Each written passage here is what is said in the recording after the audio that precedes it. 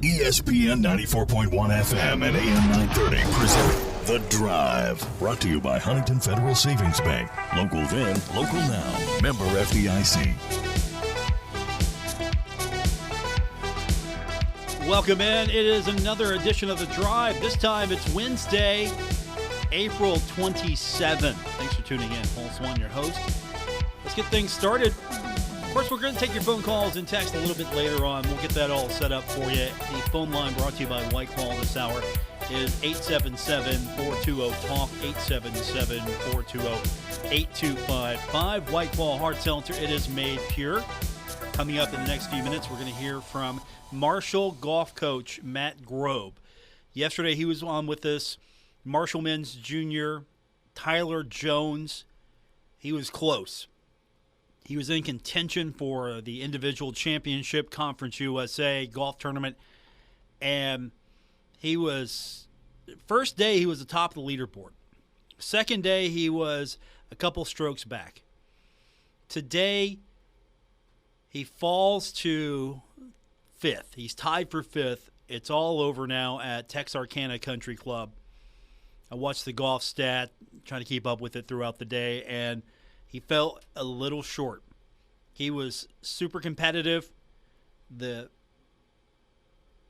tough nature of trying to play a golf course 3 days in a row and try to stay consistent, I'm sure you look at his numbers, though. I mean, he finished fifth, tied for fifth. Pretty good. That was pretty solid. So he does make Conference USA All-Tournament team. So we're going to have Coach on here next few minutes. Just talk a little bit more about it, where he fell a little short, how the team did overall. Now, the team finished last place, but you took a lot of youth to Texarkana. So there were players that had never seen that course. And so the first time you see a course, you got to learn it. And there are players who have seen that course several times. Of course, Marshall doesn't play that course, other than going to the Conference USA tournament. Still, there were a lot of places where the herd probably benefited and can grow. At the same time, though, it's good that you have someone finish in the all-tournament team. That's a good takeaway there. I mean, it's a nice consolation prize. Obviously, you want to win the thing, but at the end of the day, you make it into the top five, so you make the All-Conference USA team. That's pretty good. That hasn't happened in a while. He's the first Marshall men's golfer to finish in the top five and make the all-tournament team since Nathan Kearns did it. He finished third in 2013. And you also have a couple of golfers that have done it in past years. Boston Miller tied for fifth in 2012. Sean Warren came in fifth place in 2007. Hasn't happened very often. So that's a good thing. At least that's a good thing. And that you hope that carries over to next season. Of course, it'll be in a totally different place. Sun Belt will be a different beast to deal with. And, of course, you're not going to have that experience with Texarkana being the home for Conference USA for at least the near future. So nothing to be really ashamed of there. So we're going to talk to a coach here in the next few minutes, and I was hoping that if Tyler would win it, we could get him on the show. But obviously, coming in fifth, we'll try to get him on here in a couple of days or so after this all sort of passes, because he's got to be. I'm sure he's got to be disappointed right now. I would be disappointed. I'd be hugely disappointed. I'm not going to lie to you. I want to win everything I do, but at the same time, I know I can't, but I still have to overcome that. So. Hats off to him, though. I mean, finishing fifth, that's pretty good. So we're going to talk to Coach. We're going to get your phone calls in. We'll open up the text line for you later on as well, so give you an opportunity to be a part of the show. The Pirates are coming up tonight. 6:10 is going to be our airtime right here on ESPN 94.1 and AM 930. So back at it with basketball coming up tonight as well on our sister station, Cat Sports 93.3 and 1340. The NBA playoffs continue. Stanley Cup is about ready to begin as far as the playoffs are concerned. So we've got a lot here of these. This is going to be a fun next at least couple of months between baseball really heating up, the Stanley Cup beginning, the NBA playoffs going on right now. We got a lot, and I mean a lot, going on in these next few months. We shouldn't be bored anytime soon. At least I don't think so. You talk about, hey, there's not really much going on. Well, okay, if you're a college sports fan, maybe there's not that much really going on for you if your focus is basketball or football. Anything else that's outside of that focus, yeah, maybe there's not much going on for you, but there really is a lot of things going on. Of course, softball continues to do its thing. We're going to have Scott Hall on tomorrow. He, of course, if you are a softball fan, you know his name because you follow along. He brings you all of the play-by-play action from softball. He follows the team. Of course, he works with Marshall, and so you hear his voice on WMUL, and he's one of the people telling the story.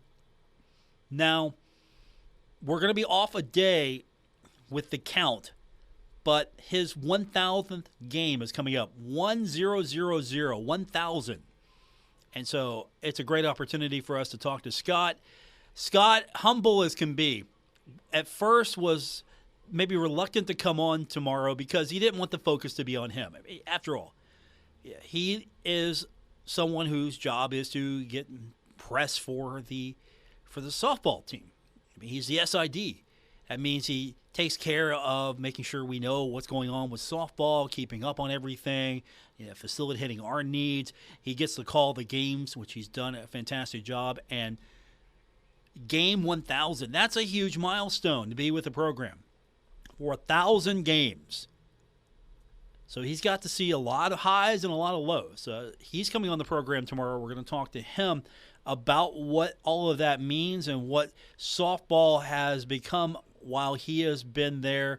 He has seen a lot of it, so he can tell the story and paint a pretty big picture of what softball has been for Marshall over the years. And at the same time, we get to celebrate the fact that 1,000 games, that's huge. Softball, many places, doesn't get the coverage that other sports do. At Marshall, with a guy like Scott, with an outlet like WMUL, which is Marshall's student radio station, you have those platforms. This live streaming on Facebook and this Herd Vision, platform is relatively new compared to good old-fashioned radio. And radio gets it done. Shameless plug here, but we just get it done. We've been there since the beginning. Live, immediate, intimate. And so we're going to talk to Scott tomorrow, tell his story. We're going to get your phone calls in later on, but I'm going to talk to the head coach of the Marshall golf team, Matt Grobe, when we continue with this edition of The Drive on ESPN 94.1 and AM 930. This is The Drive with Paul Swann on ESPN 94.1 FM and AM 930. Presented by Huntington Federal Savings Bank. Welcome back to the Wednesday, April 27th edition, The Drive on ESPN 94.1 and AM 930. Want to welcome back to the program now. He's so gracious to do this once again. Head coach of the Marshall men's golf team, Matt Grobe. And today is a little bittersweet. On the one hand, we were hoping that Tyler Jones was able to pull it out and win the Conference USA Individual Championship. On the other hand, though, he finishes in the top 5. He's part of the Conference USA All-Tournament team, and that's a pretty big deal in itself. So I'm sure a lot of mixed emotions here today at the end of this. Yeah, it was a lot of fun being in the battle. Today you try to, afterwards I try to talk to Tyler about that. These are the moments you play for in golf to give yourself a chance. It doesn't always work out for you. Sometimes people play better. Sometimes you're a little bit off. But the whole idea is putting yourself in this position repeatedly so that things start to happen for you in a positive way. And so today he was just a smidgen off. The driver didn't feel great. Irons weren't getting as close, and the putts that had dropped the first couple days just couldn't fall in. And so I thought he played really well, just not at the level he needed to play at to bring home a championship. Was there anything going on maybe externally that maybe led to, was it a lack of focus or it just didn't fall his way today? Or is there a little bit in between? I just felt like, the shots he hit, this is just a feeling you get as a coach when you're walking and watching, like just missing where we wanted to land the ball by a couple feet. Rolling a putt that instead of breaking like we thought it was going to, just hangs on the lip. In golf, it's just such a small thing that can just be off a little bit. And he gave himself some great opportunities. He bounced back so well. The second hole of the day, he makes a double bogey on a tough hole location where the ball rolled off the back of the green, and he makes a 5. We go to the very next hole, and he makes it from the fairway from 120 yards out for a 3. So all of a sudden, we're right back to even par for the day and right back into the heat of the tournament again. And so it was kind of that all day, but by the end, we just ran out of holes to be able to make a move. He made a couple of bogeys on the back 9, and we just couldn't come back from that. We ran out of holes to play. But I think, it was kind of an up and down day for him. We probably needed to have a little less of the down and just have a little bit more of the up, if you will. I know the finishing 5th has got to be disappointing, but how much did he realize what a big deal it was winning, or at least being named to the Conference USA All-Tournament team? It hasn't happened very often for a Marshall player, and it's a pretty big deal in itself.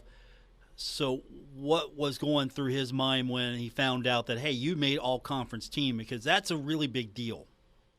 Yeah, we kept fighting, and we, actually, to be honest with you, Paul, we were going for the win. I mean, the whole back 9, we were trying to figure out where everybody else was, where we were, and trying to get a win.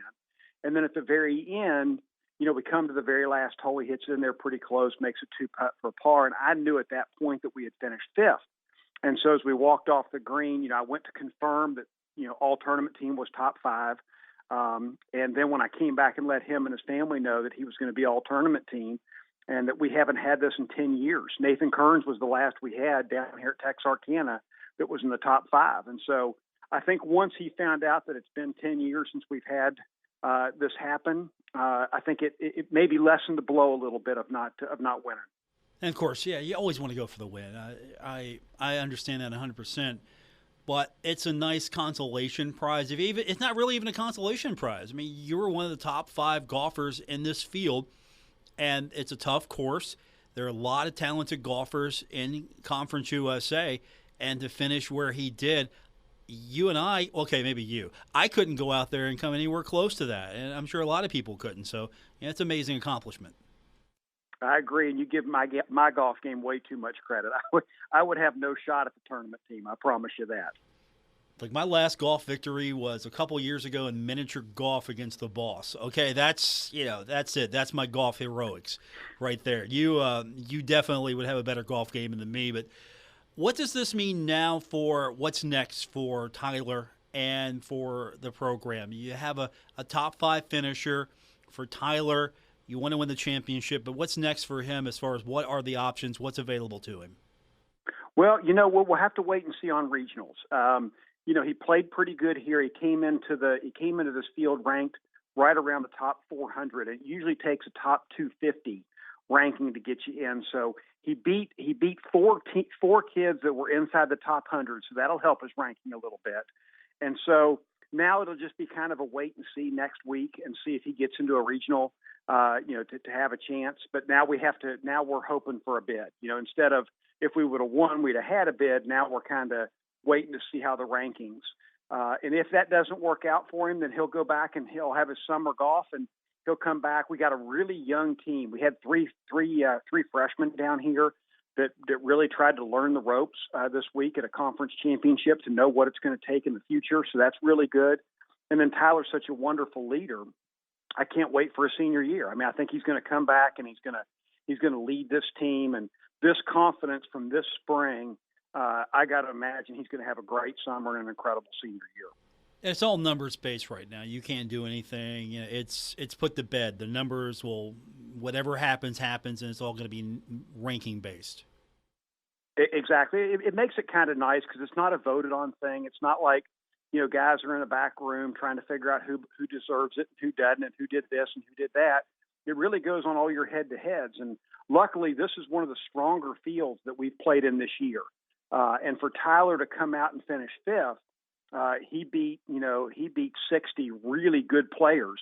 And so the good news is now we just got to sit back and see if beating those people and how many strokes he beat them by, how much that moves him up the rankings. Bittersweet for you now that we're done with Texarkana? It is. I really like Texarkana. Art Romero, their pro, is incredible. He takes such good care of the tournament, and he loves it. And he's out there the whole time the tournament's going on, making sure that everything's running smooth. And the whole community here is wonderful. So it is a little bit bittersweet. It's a little bittersweet. Conference USA. These are my friends. The other guys I'm coaching against. I've been with them now for 10 years since I've been at Marshall, and I like all of them, and I enjoy getting down here and competing with them. And I think that the friendships that I've made with the other coaches and our guys made with the other teams, it is a little bit bittersweet because we know now that we're moving on and probably won't see these guys again. I mean, most of these guys are down in Florida and Texas, and we don't play many tournaments down there, so. I don't know when the next time my path will cross with one of the coaches from Conference USA. Is there any chance in the future that maybe as this program grows that – I guess we've talked about this before. Texarkana, you just don't go there. Yeah, the Conference USA tournament there is sort of unique. There's no college golf tournament there other than this. So – is there any chance, scheduling-wise, in the future, maybe you're a little bit more direct in trying to put some of these programs that you're used to facing back on the schedule or getting into a schedule where you will see them a little bit more, or at least try to now and then maybe, okay, I would like to maybe be in a situation where I'm in Florida or try to take advantage of that? Yeah, Rice invited us to their tournament next year, and unfortunately it didn't fall on the right dates for us. Southern Miss hosts a really good event, but it's the same dates that we hosted Joe Fagan's Marshall Invitational. So it's not from a lack of trying to get to see some other Conference USA schools. It's just sometimes the schedules just don't work out.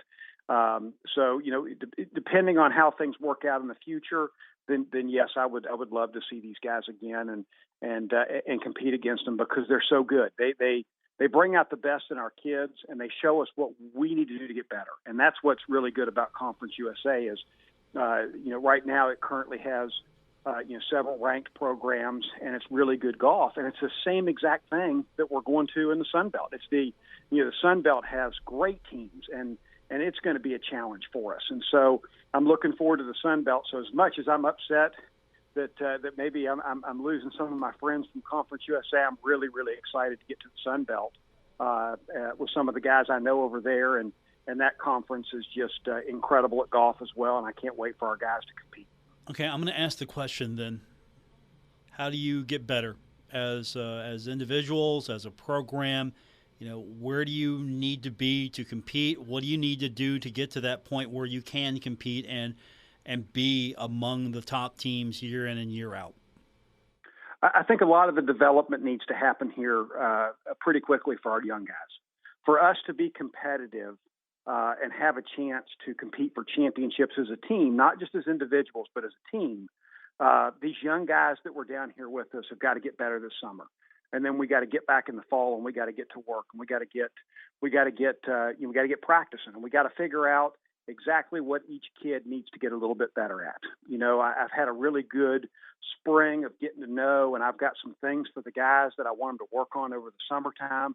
We got a couple of guys who, short game, just around the green, their chipping's not as good. I got a couple of guys I think they could drive the ball a little bit better. So each kid's got something different. So as a coach, you're trying to say, hey, it doesn't do me any good to say, okay, everybody, we're having putting practice if three guys don't need it, if I'm just wasting their time. I think it's really for us to get better is we got to develop these younger players, and we got to get really, really focused on what we're trying to improve. And using that as sort of the foundation, is there anything that, since we've talked, that you can think of maybe has to happen as far as a program to enable you to do a better job? And I know we can't just go out and build you a brand new golf course to your specifications and liking. That's kind of not going to happen anytime soon. You just can't go out and build one like you do a stadium. But what what do you see that you need, or what do you need to see, or what needs to happen to help you forward the program further, not just from individual development? I mean, is there something that you need to help you with development? More facilities, better travel arrangements. What is it maybe that could help you? Well, when I talked to Mr. Spears and we talked a little bit about it, and he had some experience because he was at Northern Illinois where they had golf at a northern school, and that's what we're talking about. I think one of the biggest disadvantages we have, really, not necessarily facilities, is as much the weather.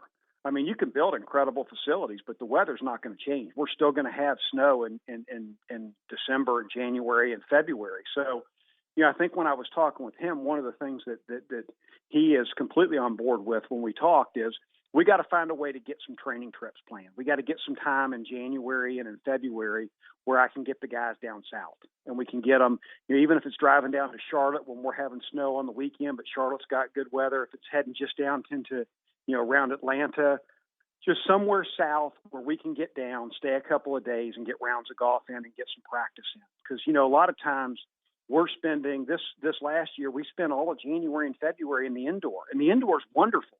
But there's only just so many times you can hit a golf ball and have it hit a net or have it, hit a screen before there's only so much that you can do before you're not going to get better anymore. And so being outdoors and actually playing on the golf course is important. So I think the very first thing that we're going to do is next winter actually is try to find some places that we can go and get these guys some playing opportunities in the wintertime where typically we would just be indoors.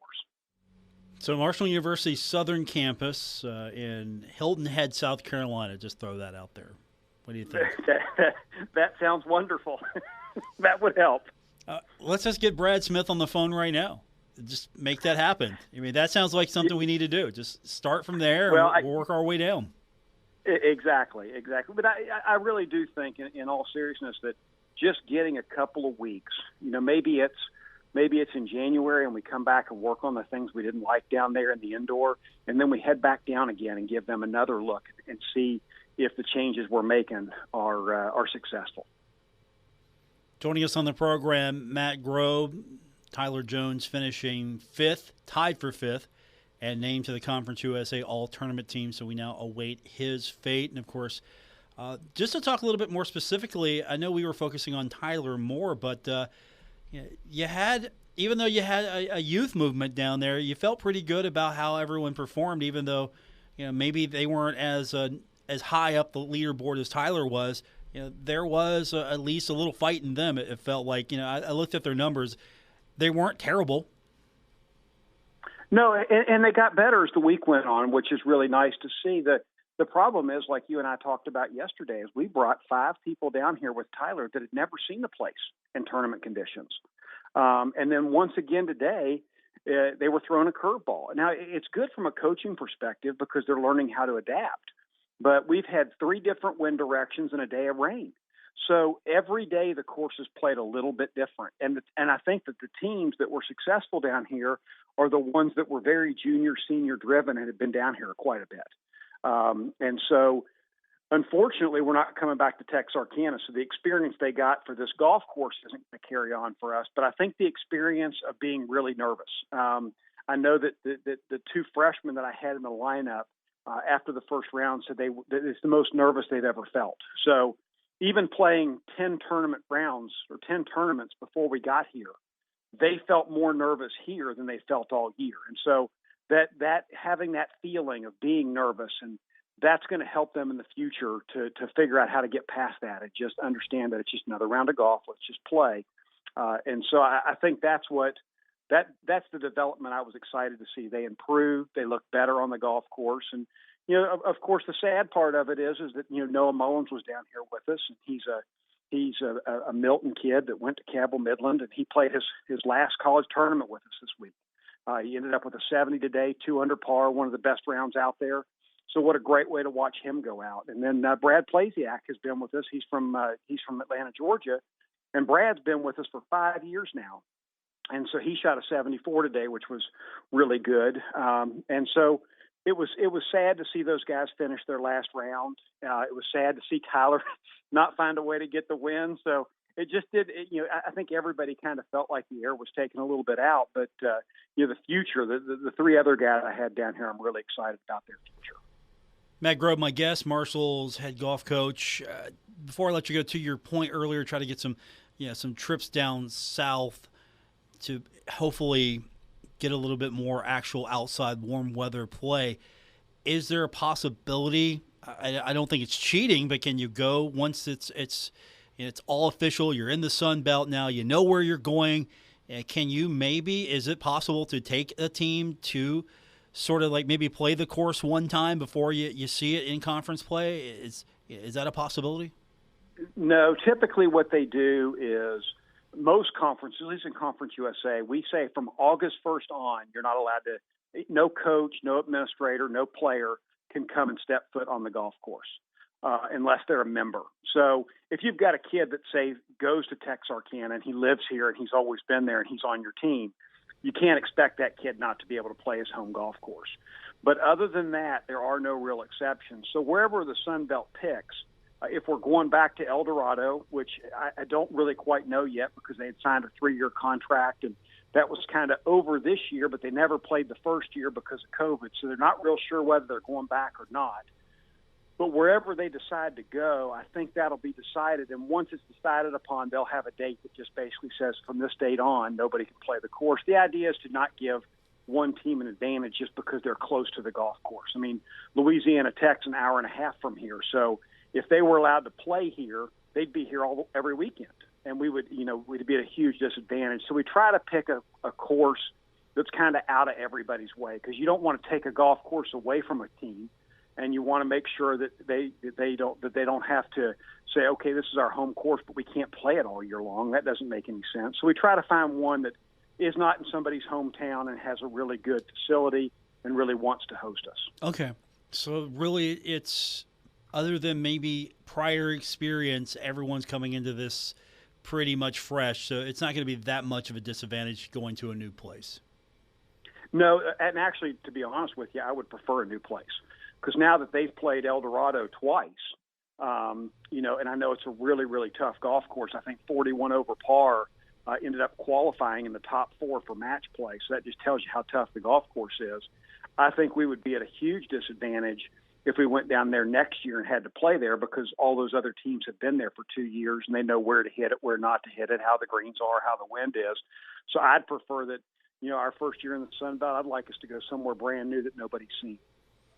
Matt Grobe, my guest. You get any days off? I know you're not out recruiting, hitting the ground running, or are you? I don't know. What are you doing after this? Yeah, it's time to start recruiting. I mean, we've got, like I said, we've got a young team, but I need to find a couple more in the next couple of classes that can come in and help us. So, I'll get back home, take a little bit of a breath, but I think about the middle of May, all the tournaments will start firing up for juniors. And so it'll be traveling to Pennsylvania, Ohio, Michigan. We have real good success at Marshall with recruiting kids from the north, because they feel like they're coming south to play in a little bit better weather, which they are.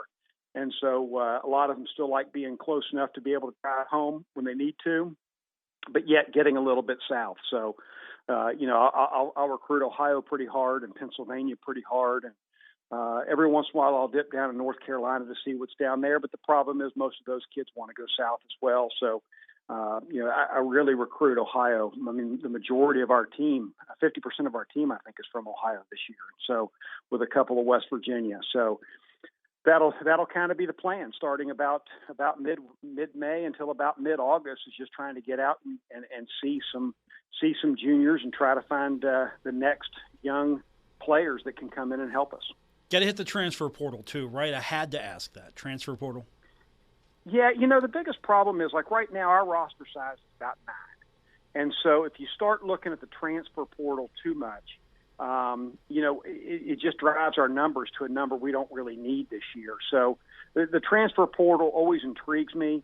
My feeling about the transfer portal has always been, I try to remember, I go back in my records and see if I recruited them in the first place and try to read my notes and see what my thoughts were the first go around when they were recruited. But I don't ever say that I'm not looking at the transfer portal. I do take a look at it, but for right now, I really want to find some younger kids that can come in and support these 9 that we have. Matt Grobe, my guest. Thanks for doing it again. Congratulations. I mean, that's still a great accomplishment. And for Tyler finishing tied for 5th, Conference USA All-Tournament team, that's a great accomplishment there. And it hasn't happened for a long time. So, I'm glad that he realizes what a huge endeavor that was, and he should be proud. Yeah, I completely agree. Very proud of Tyler for everything.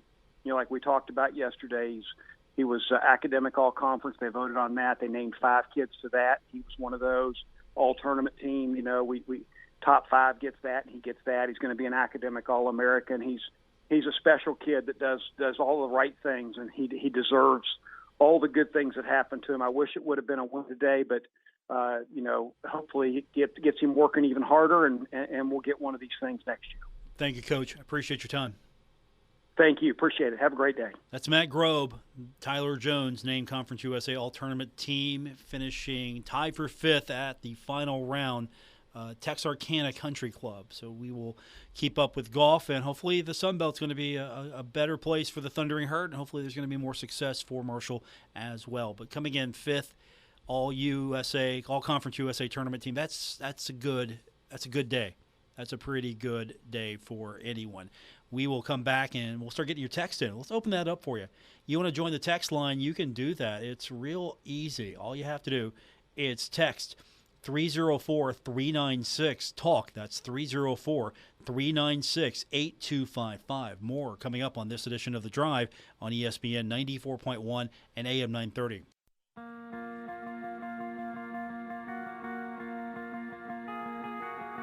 This is The Drive with Paul Swann on ESPN 94.1 FM and AM 930. Brought to you by Huntington Federal Savings Bank, the local bank that's here for every step of your life's journey. Member FDIC. Our text line is open this hour, 304-396-TALK. That's 304-396-8255. And our phone line is always open for you, 877-420-TALK. It's brought to you by White Claw Hard Seltzer. It is made pure. Welcome back to today's edition of The Drive. I'm your host, Paul Swann, here on ESPN 94.1 and AM 930. Got Pirates baseball coming up tonight. 6:10 is going to be our airtime. Pirates taking on the Brewers. Pirates haven't won one of these yet. I'll say this. The Pirates are not terrible. Repeat, the Pirates are not terrible right now. They have actually been decent. You get past the Brewers and you're doing okay. Pirates are right now 3rd place in the NL Central. They're 8-9, and the Brewers are just a little bit better, 11-7. They're not. The Pirates aren't Brewers good just yet, and the Brewers have owned the Pirates so far. They have met 5 times. After today, it'll be 5 times, and the Brewers so far have won 4. We'll find out if the Pirates can get the 5th one. That's coming up tonight here. I'll say this, though. I'm pretty impressed with Ke'Bryan Hayes. He's got 6 doubles for the Pirates. He's looked pretty good so far. Again, that's coming up tonight. We've got it for you. 6:35 going to be first pitch. We go on the air at 6:10 right here on ESPN 94.1 and AM 930. Bryce Wilson on the mound for the Pirates, more than likely. Aaron Ashby going to be on the mound tonight for the Brewers. We went a little long with Coach, and that's okay. I thought it was a good talk, and it deserved to happen. Tyler Jones named to the Conference USA All-Tournament team today at the end of the championship. He finished tied for 5th. Fell a little short, had a good shot at it, just wasn't his day today, but still finishing in the top 5 and making the Conference USA All-Tournament team. That's pretty good. I'll take that any day. You want to win the championship, obviously, the individual and the team. But at the same time, I think there's some potential for next year to be a special year for Tyler Jones. I hope so.